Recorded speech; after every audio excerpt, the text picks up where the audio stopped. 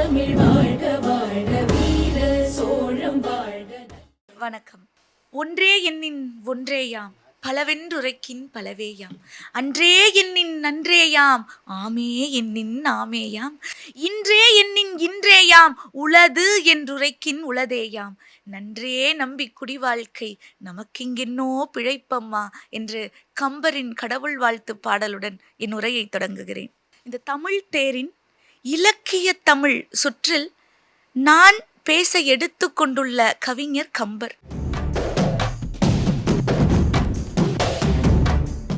எனக்கு வழங்கப்பட்ட தலைப்பு கம்பரின் காவிய தமிழ். ஏன் கம்பன் அறம் பேசவில்லையா?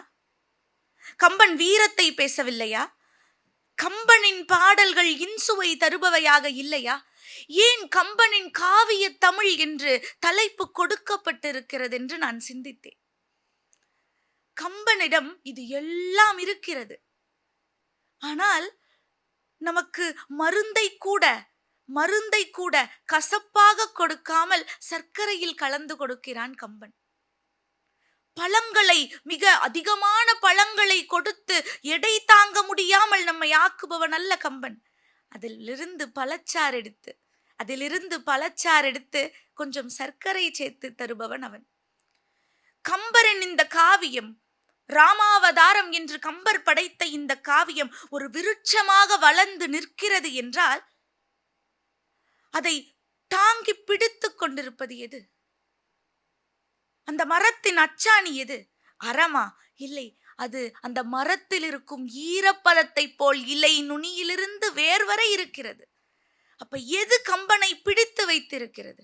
கம்பரின் கற்பனை என்று நினைக்கிறேன் நான். கம்பரின் கற்பனை தன்மைதான், கம்பனுடைய பாடல்களில் இருக்கும் பிரம்மாண்டம் தான் நம்மை அந்த காவியத்தை படிக்க தூண்டுகிறது.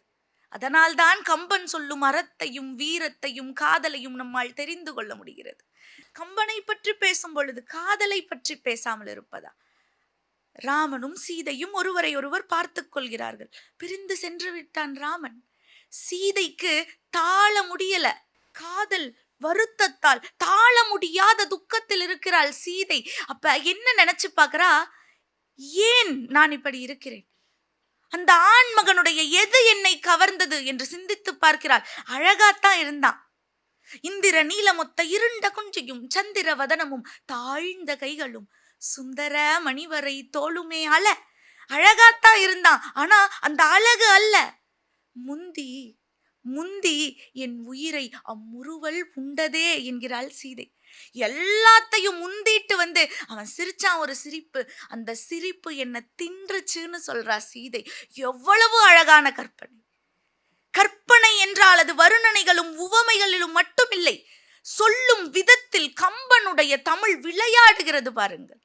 காதலுக்கு மட்டும்தான் கம்பன் கவி படைத்திருக்கிறானா? வீரத்திற்கு வருவோம். கம்பநாடனின் எதிர்மறை கதாபாத்திரங்களில் எனக்கு மிகவும் பிடித்தது கும்பனைத்தான். ராவணன் இல்லை, சூர்பனகை இல்லை, கும்பனைத்தான். கும்பகர்ணன் வந்து நிற்கிறான், ராமர் பார்த்து விட்டு வியக்கிறார். சுத்த வீரனுக்கு அழகு எதிரில் இருப்பவன், அவன் எதிரியாய் இருப்பினும் கூட அவனுடைய வீரத்தையும் மெச்சுவது. பார்த்துட்டு சொல்றான், தோளொடு தோள் செல தொடர்ந்து நோக்குறின் நாள் பலகழியுமாள். யாரு? எப்படிப்பட்ட ராமன் சொல்லுகிறான்? தோள் கண்டார் தோளே கண்டார், தொடுகலல் கமலம் மன்ன தாள் கண்டார் தாளே கண்டார் என்று அவனுடைய தோளை கண்டவர்களுக்கு வேறு இடத்தில் கண்களை நகர்த்த முடியாத வண்ணம் அழகிலும் மாட்சிமையிலும் மிக உயர்ந்தவனாகிய ராமன் சொல்லுகிறான், தோளொடு தோள் செல தொடர்ந்து நோக்குறின் நாட்பலகழியுமாள். நடுவன் நின்றது யார்கொலாம்? சமரம் வேட்டதோர் ஆள் என உணர்கிலேன். யார்கொலோம் இவன்? இவனை பார்த்தா போருக்கு வந்த ஒரு மனுஷன் மாதிரியே இல்லை. கம்பரின் கற்பனையை பாருங்கள். நம்மால் நினைத்து கூட பார்க்க முடியாத எல்லைகளில் சென்று நிற்பவன் தானே கவிஞன். இப்ப பல திரை இசை பாடல்கள் வருது.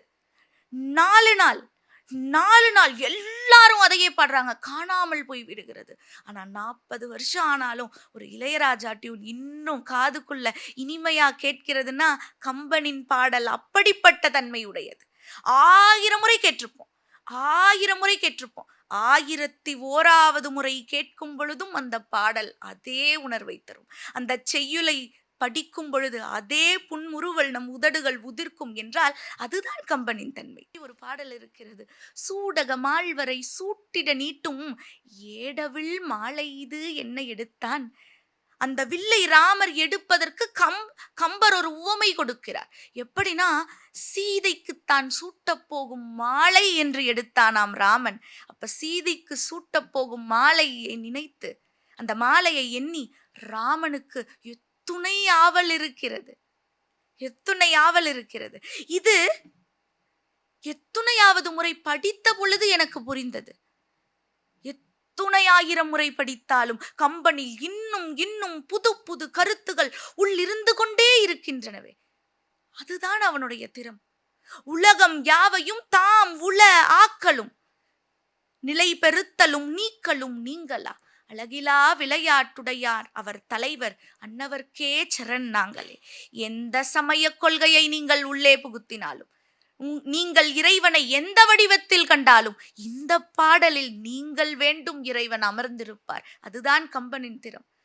எல்லாருக்குமானதாக, எல்லாருக்குமானதாக, எந்த சமயத்தையும் இழிவுபடுத்தாமல். அவன் வாழ்ந்த காலம் என்பது அப்படிப்பட்ட ஒரு முன்னேறிய காலம் அல்ல.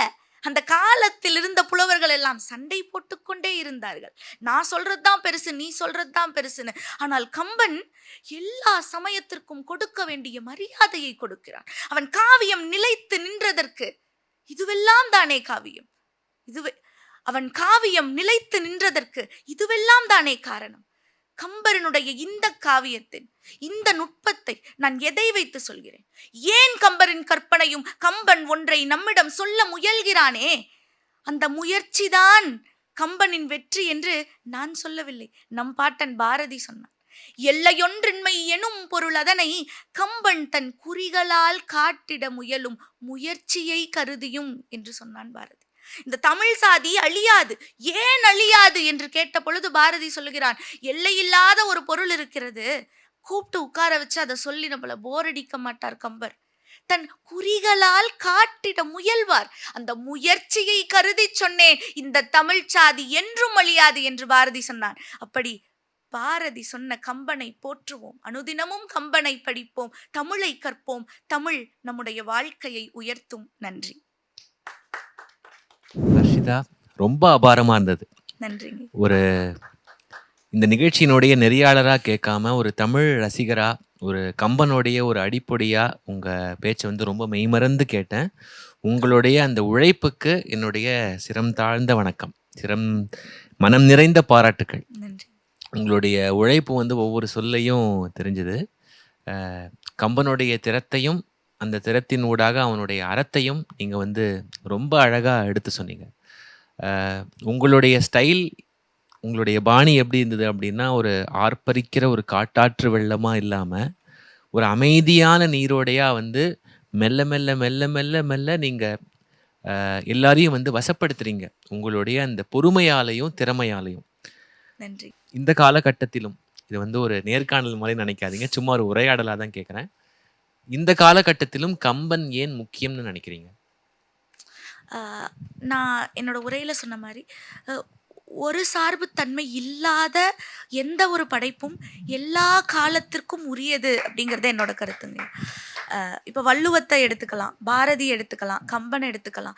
இவங்க எல்லாம் நம்மளை ஏன் அவ்வளவு ஈர்க்கிறாங்க? ஏன் இந்த புலவர்களை அழிக்கணும்னு முயற்சி செய்பவர்களால கூட மறுதளிக்க முடியாத இடத்துல இருக்காங்கன்னா, அவர்கள் ஒரு சார்புத்தன்மை அற்றவர்களாக தனக்கு எது மெய்யின்னு பட்டச்சோ அதை நேர்மையா சொல்லியிருக்காங்கன்னு நான் நினைக்கிறேன். அந்த ஒரு தன்மை தான் எல்லா காலத்திற்கும் பொருத்தமுடைய புலவர்களா இவங்களை வச்சிருக்குன்னு நினைக்கிறேங்க ஐயா. உங்களுடைய இந்த பதில், உங்களுடைய இந்த உரை 2K கிட்ஸை வந்து அந்த 1K நோக்கி நகர்த்தணும் அப்படின்னு நான் வந்து மனசார வாழ்த்துறேன், வேண்டிக்கிறேன். நன்றிம்மா, வாழ்த்துக்கள்.